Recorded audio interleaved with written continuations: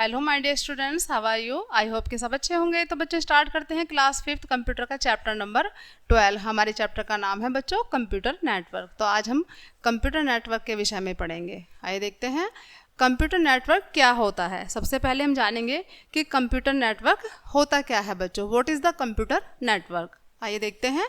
आपने इंटरनेट के बारे में सुना होगा, यह कंप्यूटरों का सबसे बड़ा नेटवर्क है।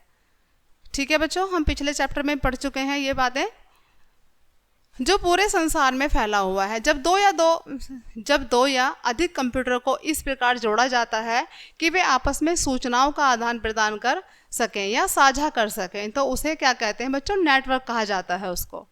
नेटवर्क में कंप्यूटरों की संख्या कितनी भी हो सकती है, उनको केबलों या टेलीफोन लाइनों के द्वारा जोड़ा जा सकता है। वे एक कमरे में भी हो सकते हैं और पूरी दुनिया में भी बिखरे हो सकते हैं बच्चों।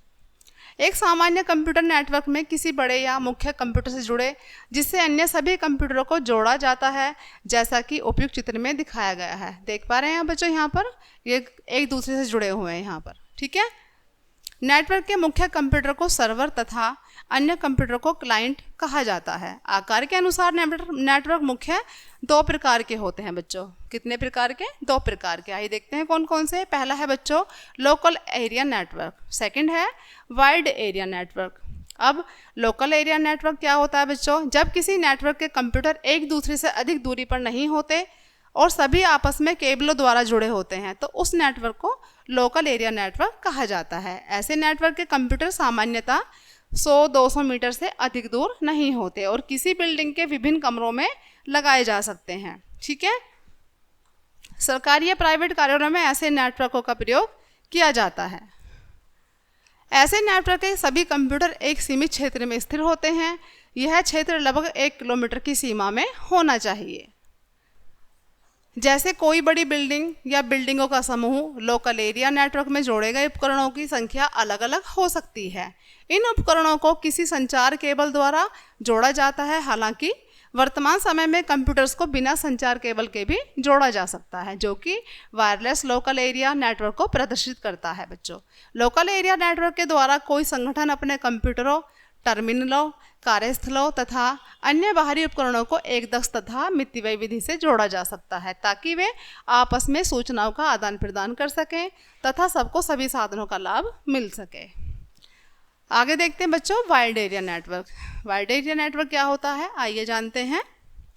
जब नेटवर्क की कंप्यूटर दूर दूर तक बिखरे होते हैं तो उनको वाइड एरिया नेटवर्क कहा जाता है। इसका विस्तार 1 किलोमीटर से लेकर हजारों किलोमीटर तक हो सकता है बच्चों। ऐसे कंप्यूटरों को सीधे केबलों द्वारा जोड़ना संभव नहीं होता, इसलिए उनको टेलीफोन लाइनों की सहायता से जोड़ा जाता है। ठीक है।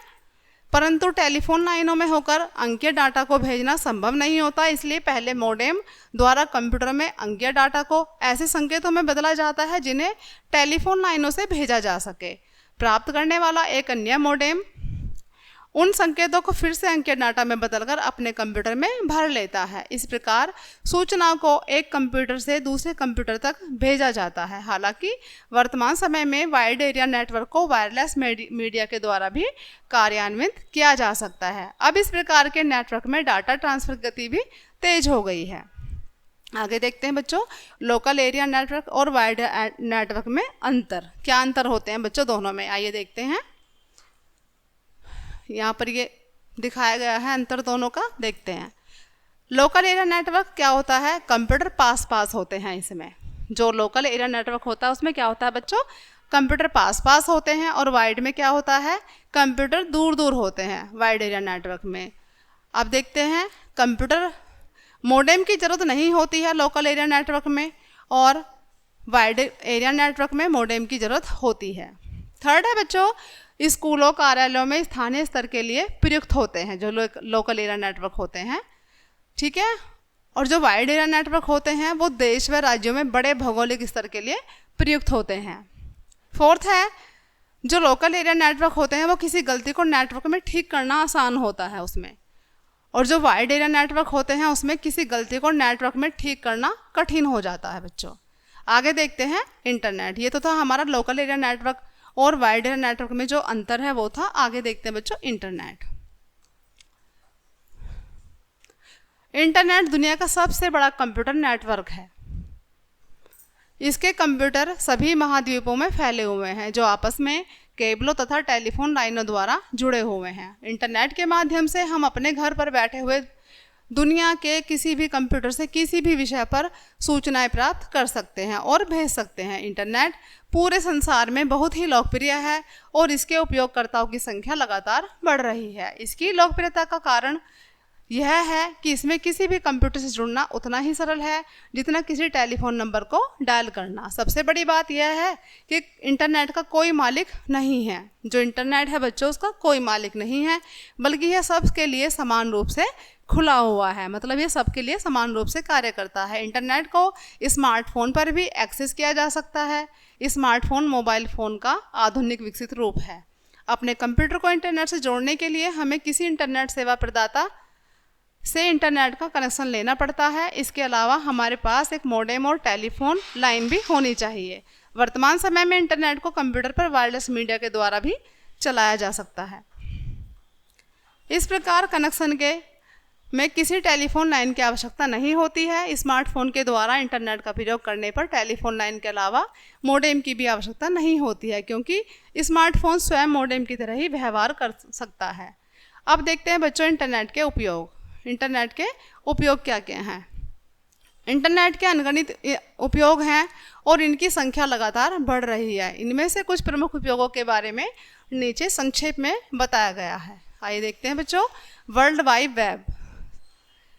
वर्ल्ड वाइड वेब, जिसे संक्षेप में WWW भी कहा जाता है, इंटरनेट का सबसे बड़ा और प्रमुख भाग है, जिसमें सूचनाओं का विशाल भंडार है, जिसमें दुनिया के हर विषय पर सभी प्रकार की सूचनाएं पाई जा सकती हैं। सूचनाओं को कंप्यूटर पर वेबसाइटों में वेब पेजों के रूप में रखा जाता है। वेबसाइट एक फाइल की तरह होती है जिसे खोलकर सूचनाओं को देखा जा सकता है। प्रत्येक वेबसाइट का एक विशेष पता होता है जिसे वेब पता कहते हैं। कोई भी व्यक्ति वेब का पता www.yahoo.com है।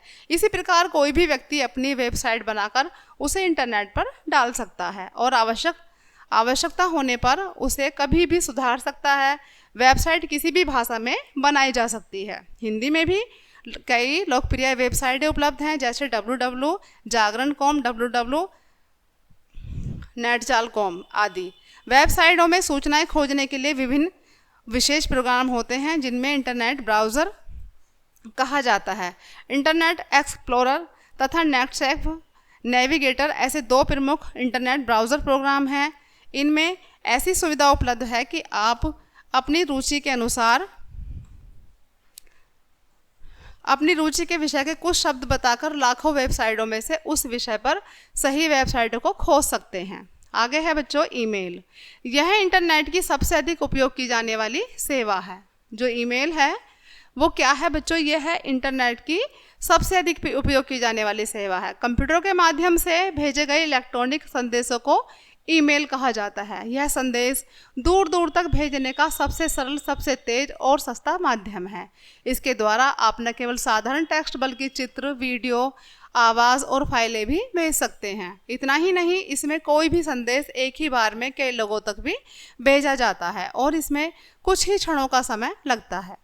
ईमेल भेजने और प्राप्त करने के लिए आपका कंप्यूटर इंटरनेट से जुड़ा होना चाहिए। इसके साथ ही एक ईमेल खाता खोलना भी आवश्यक है, जो आपके इंटरनेट सेवा प्रदाता कंपनी की सर्वर पर अथवा किसी वेबसाइट में खोला जाता है। वेबसाइटों की तरह ईमेल खातों का भी पता होता है, जिसे ईमेल खाता बनाने की सुविधा देती है, जैसे याहू, जीमेल, रेडिफमेल आदि। इनमें आप अपना मेल बॉक्स ठीक उसी तरह बना सकते हैं जैसे घर के बाहर मेल बॉक्स लगाया जाता है।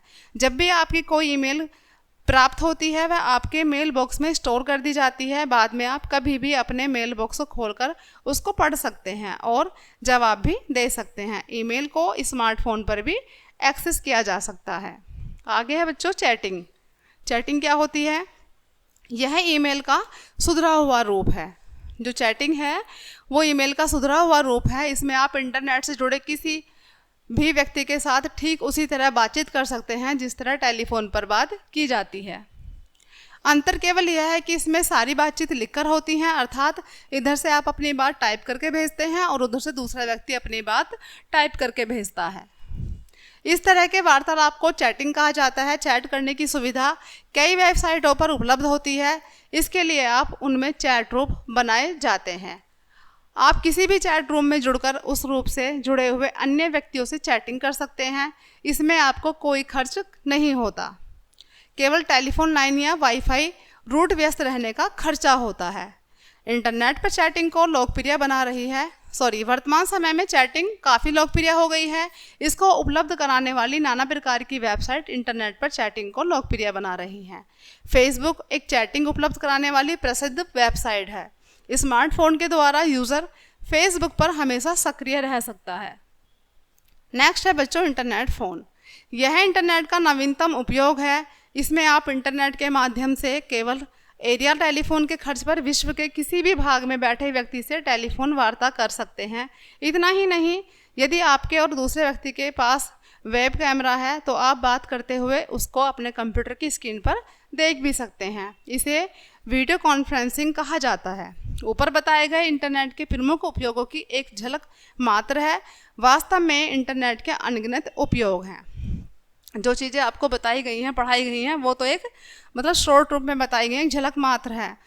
इसके और भी बहुत सारे फ़ायदे हैं और उनकी संख्या दिन पर दिन बढ़ती जा रही है। ठीक है बच्चों, तो ये था आज का हमारा चैप्टर। आई होप कि सभी को समझ आया होगा। तो बच्चों मिलते हैं नेक्स्ट चैप्टर में, तब तक के लिए बाय बाय।